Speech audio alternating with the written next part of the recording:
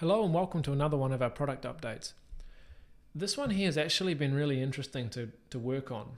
So this particular improvement that we made is around the stock movement report, which is a report that you can use to tell when stock came into the warehouse, when it left, and what was in stock in between those periods.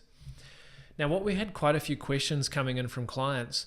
They were all about, when I'm using the stock movement report, I can't relate what's on the invoice and what I've charged storage on back to the actual stock movement report.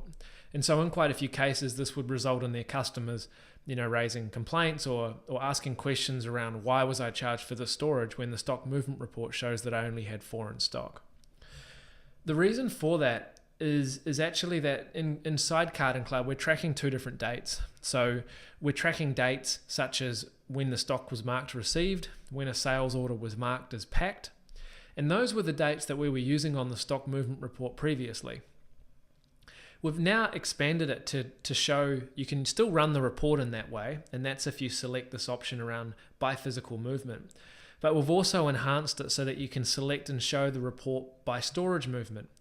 That then uses a different set of dates. It uses what we call the allocated date. So this is the date when the stock on the purchase order was actually marked as being in a location, as opposed to when it first arrived at the warehouse.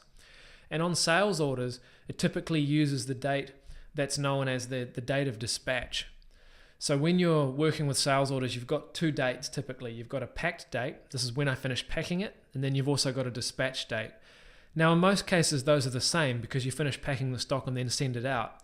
But in some cases, they can be different days. You might finish packing an order on a Friday, but want to continue to charge storage right through till Monday. So when you have that set up, the storage continues to accrue until it's marked dispatched on the Monday, and then it goes out.